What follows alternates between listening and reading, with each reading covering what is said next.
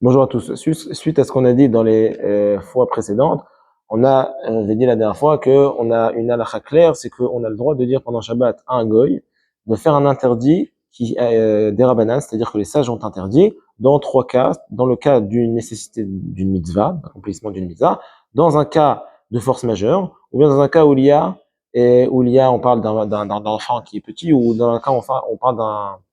de quelqu'un qui est malade, même si c'est une maladie dans laquelle il n'y a pas de danger. C'est les cas où on peut dire à un goy de faire un interdit qui est interdit par les sages. Quelle serait la halakha dans le cas où je dirais à un goy de faire un interdit que la Torah a interdit, mais il fera cet interdit-là d'une manière différente. C'est-à-dire, il faut savoir que dans les lois de Shabbat, on a une règle générale très importante, c'est que tout interdit que la Torah que la Torah a interdit de faire pendant Shabbat, de cuire, de chasser, de faire un nœud dans certaines conditions, bien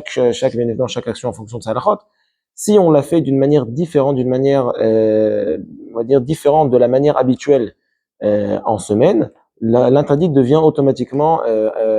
permis par la Torah et interdit par les sages. Donc selon ça, c'est les poskim ont dit que ce serait en tout cas comme ça, la conclusion du roi Ovadia est telle, et comme ça on prend la halakha, qu'on aurait le droit de dire effectivement à un goy, de faire un interdit qui est interdit par la Torah d'une manière différente. Dans un cas où, bien évidemment, il y a la nécessité d'accomplissement d'une mitzvah ou un cas de force majeure, etc.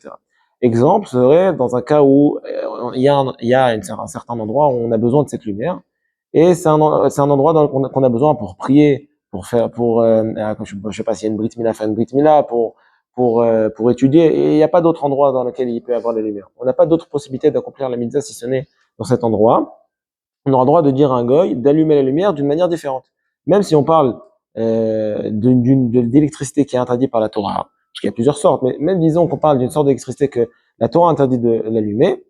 on a le droit de dire à un goy de allumer cette électricité d'une manière différente, comme par exemple avec son coude